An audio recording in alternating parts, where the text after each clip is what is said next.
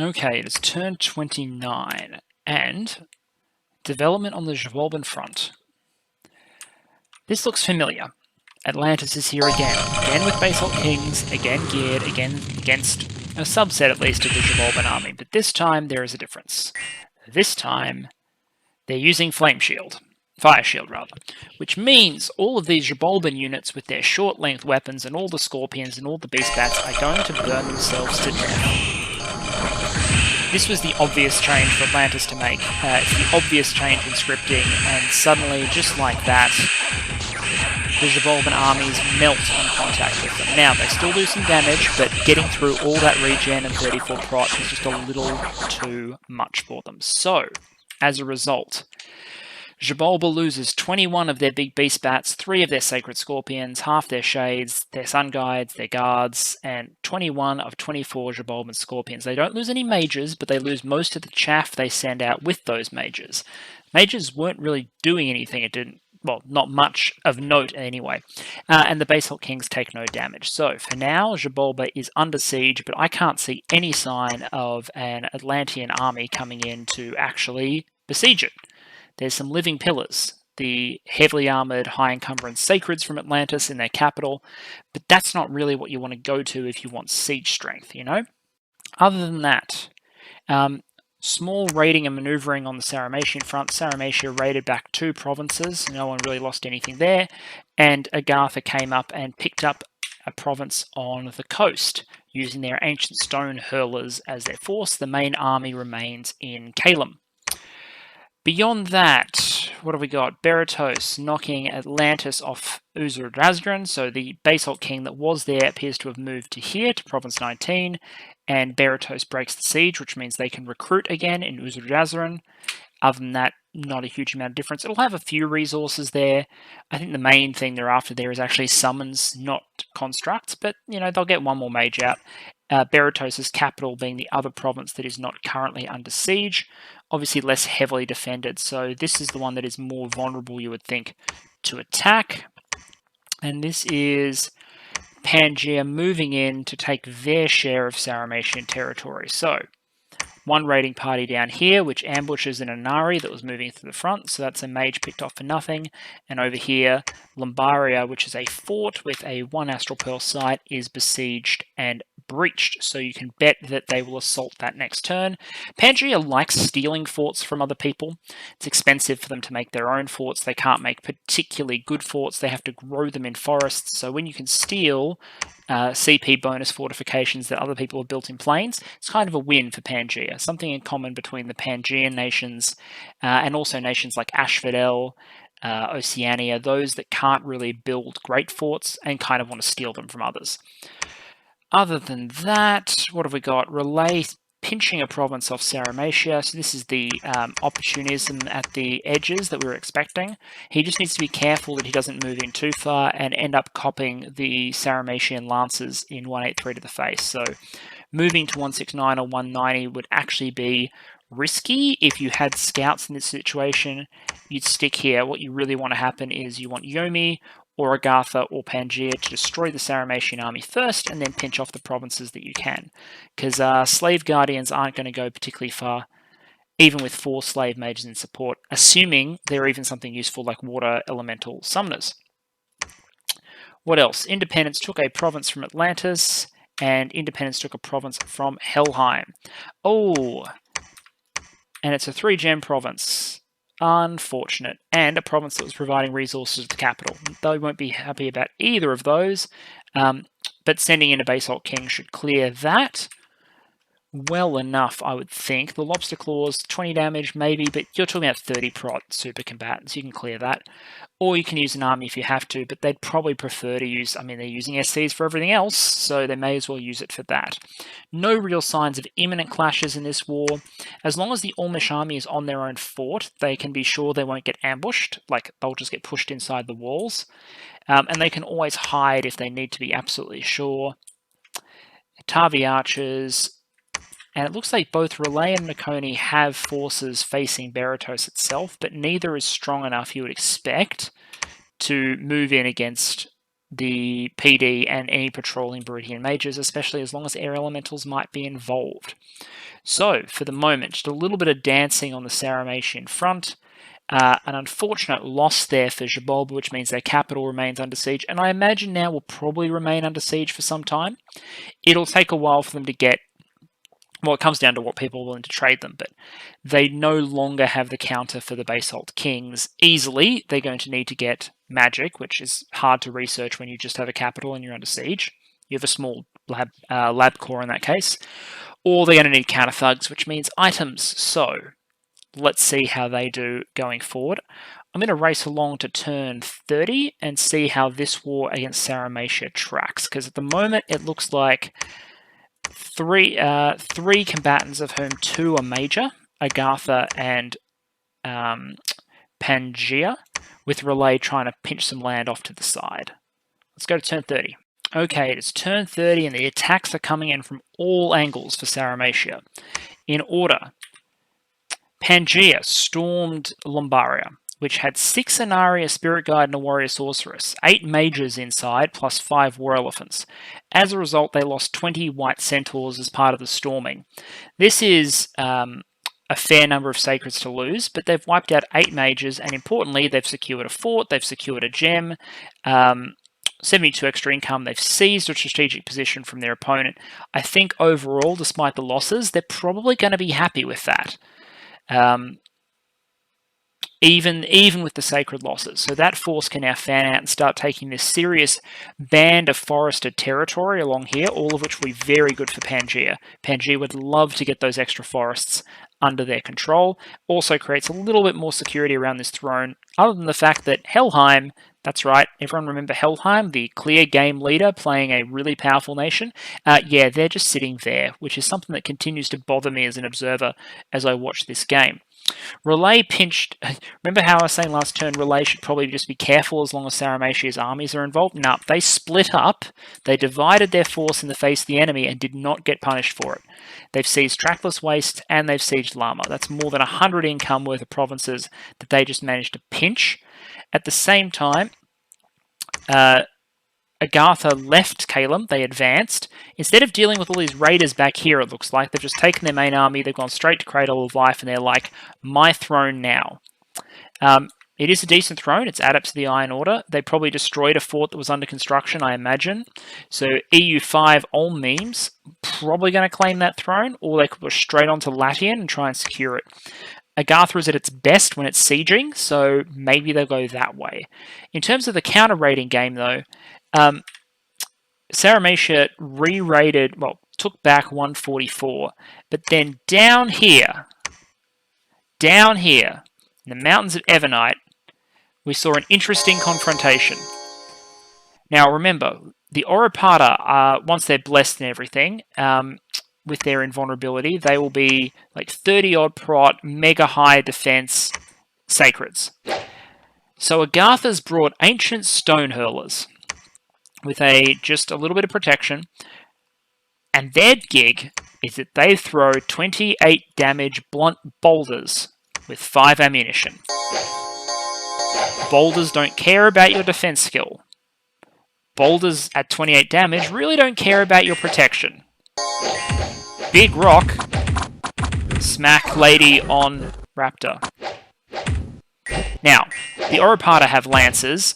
There's no way they're going to miss the Ancient One stone hurlers, but as you can see, rocks are hitting them and they're dying. You'd say, wow, the precision of the Agarthans, they'll never hit anything, but the range is so low that the precision doesn't matter as much. Anyway, the result of this hilarious low-tech solution, which is a general solution which works against sacred cavalry. I say works, it's a thing you can do.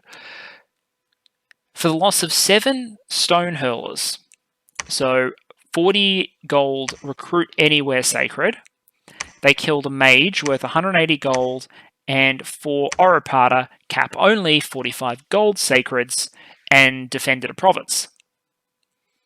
I call that a definite win. Like, I think the rocks worked. So good on the rock throwing lads there for countering the very high protection and very high defense sacred cavalry. In the face of overwhelming military skill, martial might, and divine power, Agartha elected to solve the problem with big rock thrown by, like, dumb, slow-witted Cyclopean giant. I mean, sure, that makes sense to me. I love Dominions. Reinforcement army coming up from Thodaz, so what we can expect next turn, because there's no army up here. Again, assuming people are scouting correctly, you'd hope they're scouting. These ancient stone hurlers seem to be looking at these. That's probably not enough to deal with it, so they probably need to move into Calum. These two forces here can sweep these provinces, come up this angle, secure like the western chunk of the Sauromatian Empire, and eventually join up with their army. That's what I think.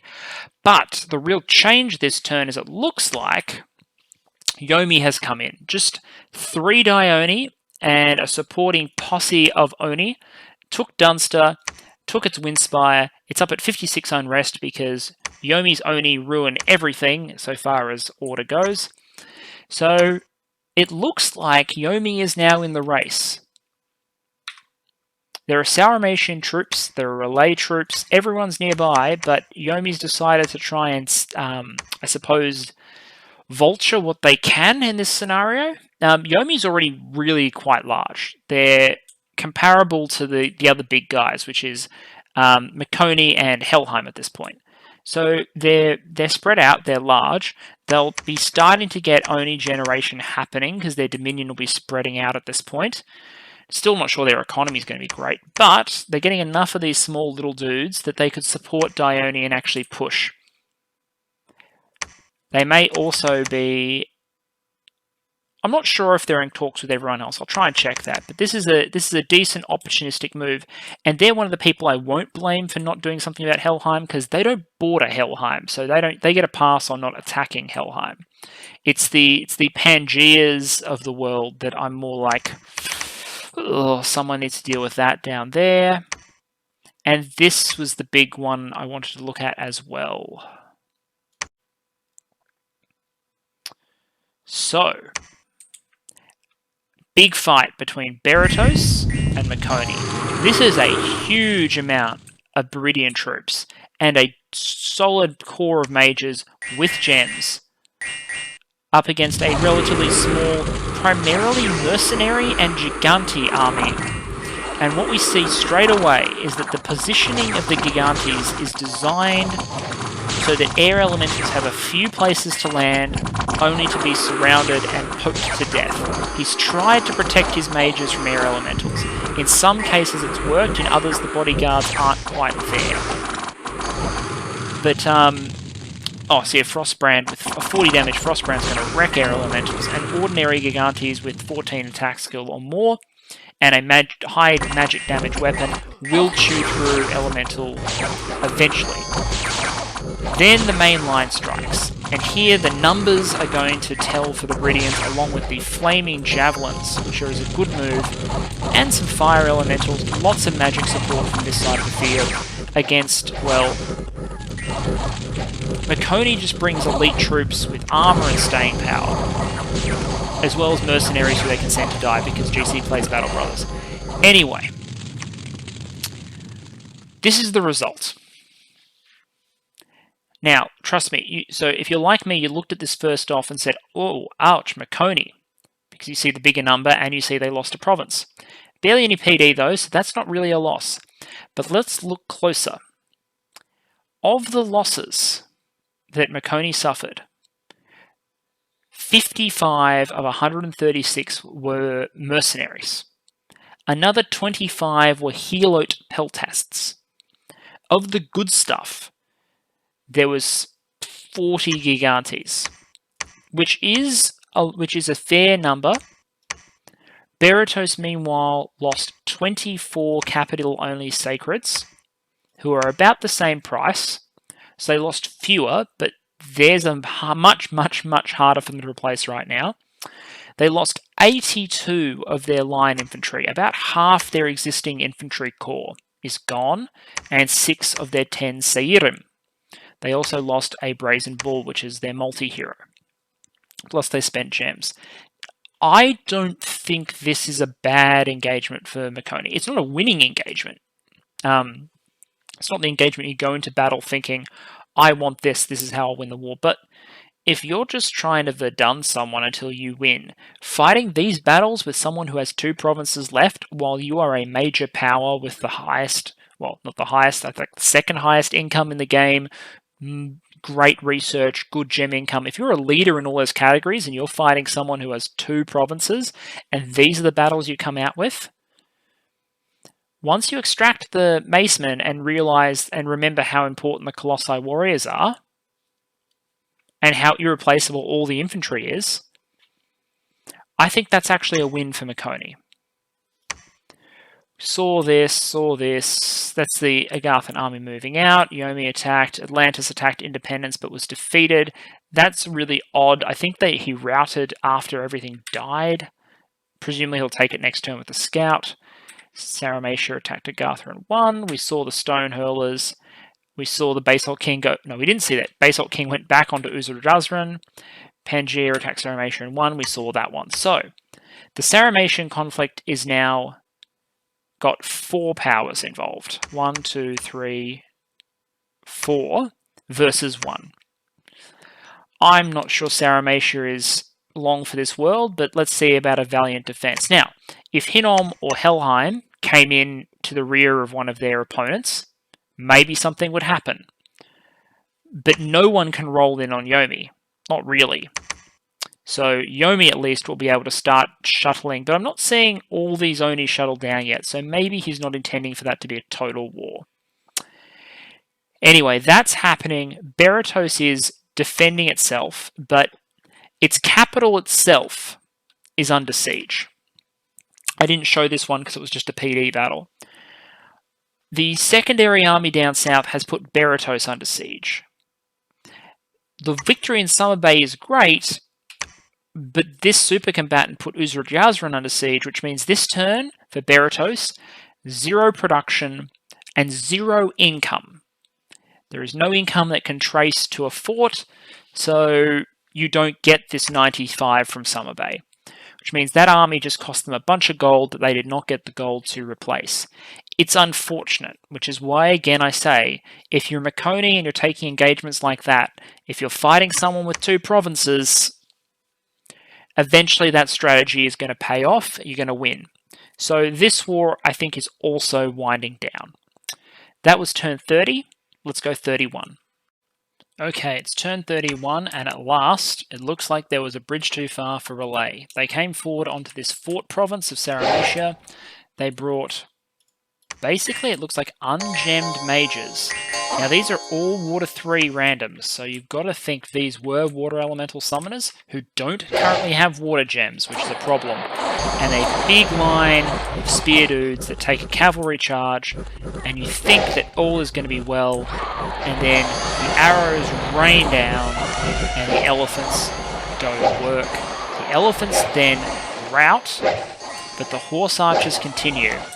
And with all the elephants basically gone, the Slave Guardians, with their 9 morale, have had enough. They're out of there. 12 protection, by the way, is not enough to reliably protect from 11 piercing.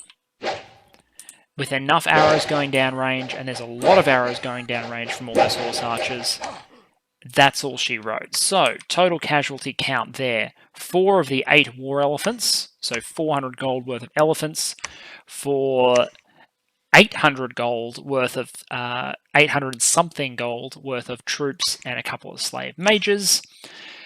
Sauromatia will be annoyed they lost their war elephants, whereas Relay will be annoyed they lost their slave troops. Slave troops are, of course, very cheap and reasonable to recruit, but they're slower than you'd like. They have half upkeep, which means you get more benefit, relatively speaking, from keeping them alive. It was not to be. Over here, main Agarthan army sidestepped to 154, probably thinking it was going to catch a raiding force. It didn't.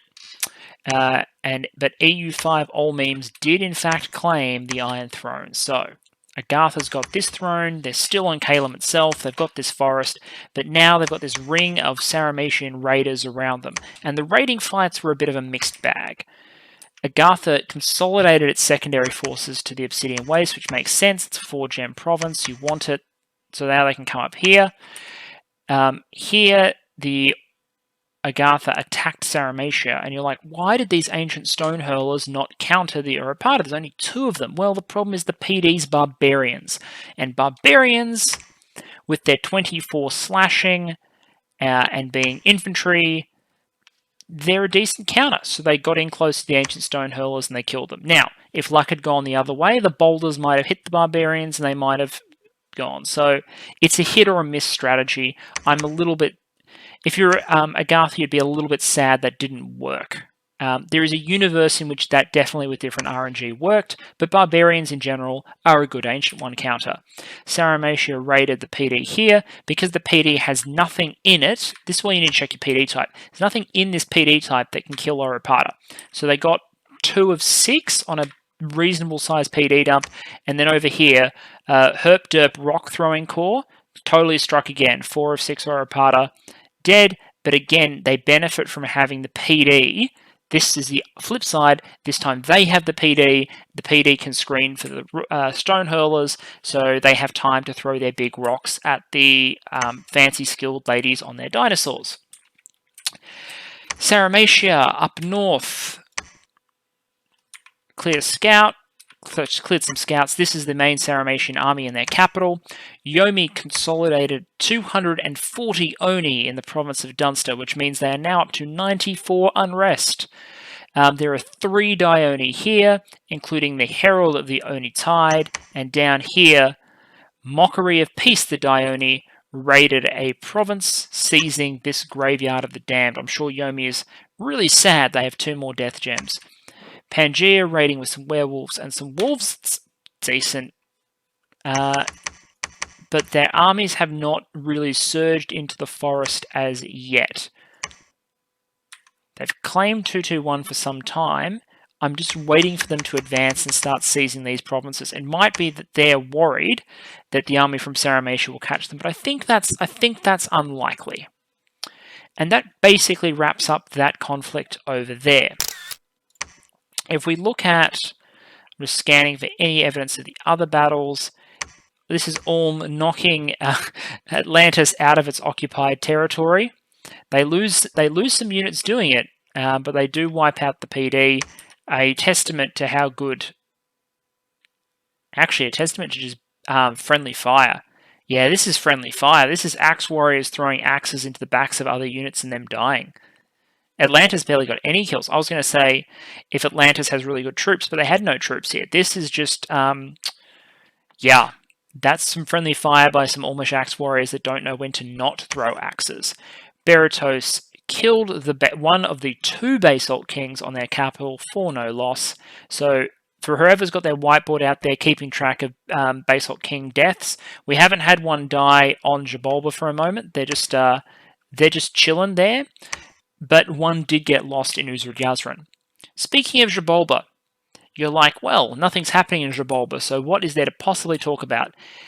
What there is to talk about is that there is a 155 unrest in Xibalba. All that could mean is that Xibalba aggressively blood hunted their own capital. And are probably blood summoning things, which makes sense. They can't recruit, so they're just going to be summoning for the life of them. But 155 unrest, that means that even if they free the fort, they are recruitment locked. They cannot recruit. The province is showing, we see it from Atlantis' perspective, but the province is only showing 32 income, and still the chittering bats inside continue to be determined to resist the siege. Other than that, I think that pretty much encapsulates the turn. The ongoing pressure on Sauromatia, a few major battles.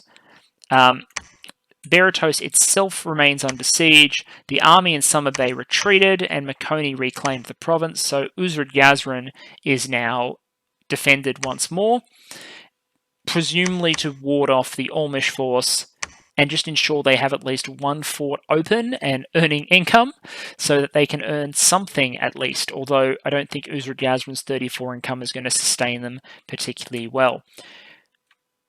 I'm going to save strategic observations for one more turn. I think we'll go to turn 32, and then we'll probably call it an episode and make some observations. Okay, turn 32, and the big battle of the turn. This is one of the big armies, or a collected army of Sauromatia, up against an army of 1, 2, 3, 4 Dione, including at the back, the Mockery of Peace, and a big pool of Oni. So we have the Aka Oni, the size 2 fire throwers with the 27 damage clubs. We have a whole bunch of the Core Oni, the high statted, at least in Chaos Power, because they've got Chaos Power plus 3 here. Size 1, so pretty hard to hit. 16 blunt damage, little guys. We've got some of the big size 3, just ordinary Oni, with their 31 damage Nodachi. But mostly this is just a whole bunch of fire throwing. But I think what's going to happen is the Oiripata are probably going to get around the corners here. And then it's going to be a game of what happens with the Dione themselves. What is our gearing, by the way? Horde Shipping Magnate has no gear. Herald of the Oni Tide, no gear. Illusion of Courage, no gear. Mockery of Peace, no gear. So we're looking at ungeared Dione here. These are not geared bugs. And at this point, it looks like the forces of Yomi are surrounded by Sauromatia. So what is our result? Okay. So about half of Yomi dies. He loses 14 Oni, 25 Core Oni, 21 Bakamona archers, 61 of the 70 small Aka Oni, but only one of the Dione dies. In exchange, 8 war elephants, 13 Oiripata, all 84 long dead horse, 30 of the 67 lancers, 3 of the 8 Inari, and some commanders. And we know the Dione wasn't geared. Again, I have to think this hurts Sauromatia way more than it hurts Yomi. The loss of 30 lancers is you're going to feel it. 13 Oiripata, you're going to feel it. 8 war elephants, that's 800 gold right there. This is slow free spawn, some of it. Like the Aka Oni are slow free spawn, but they're free spawn. 1 Dione, yep, that does hurt, but it hurts less than all the elephants.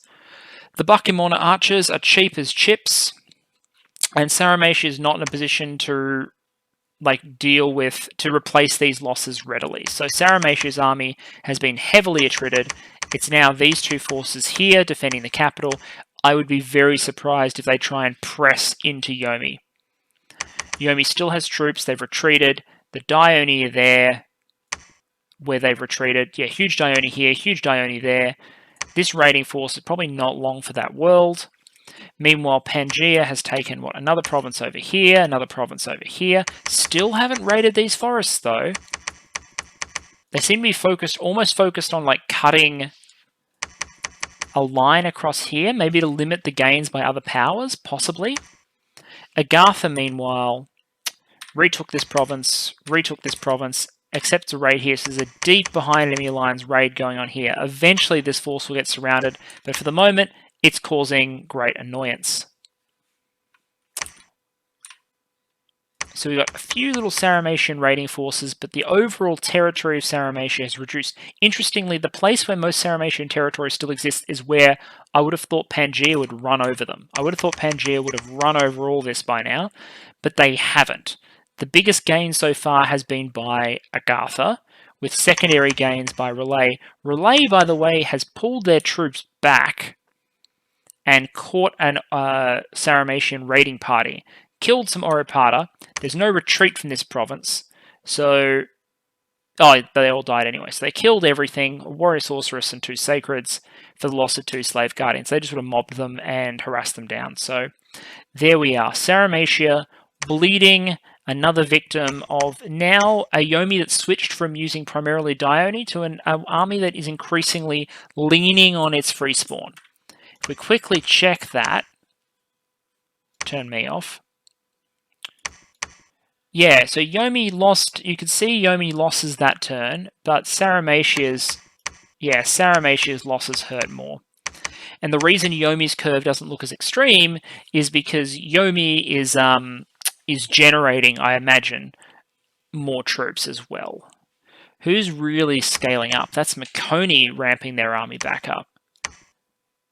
And I assume Makoni running 4th. Yomi up there with Helheim. So Yomi and Helheim on gem income.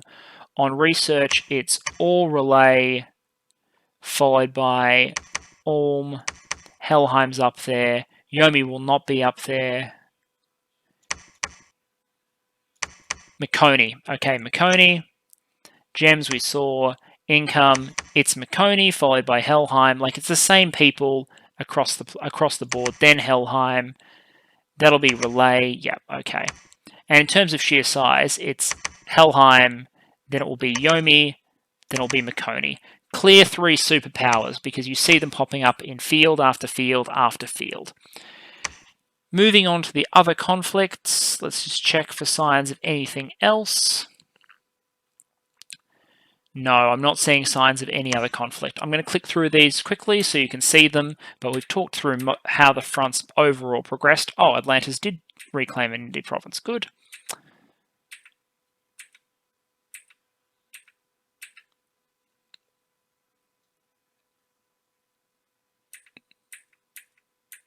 Okay, I'm feeling everyone's seen that. Now, there is another development for this turn, and a natural endpoint. As an observer, I would note that yes, there are 3 clear superpowers, but only one is not presently engaged in conflict. It's Helheim, the biggest nation, rocking huge gem incomes with arguably like the best troop lineup of the leading powers, right? Like Hellherdings are great. They've got thugs. Helheim is S tier. Helheim is an S tier nation. It is scary, and it has been left pretty much undisturbed. It is at peace. Its neighbours are pretty much all at war with someone else. So interestingly, I got this message, which means it must have been sent last turn.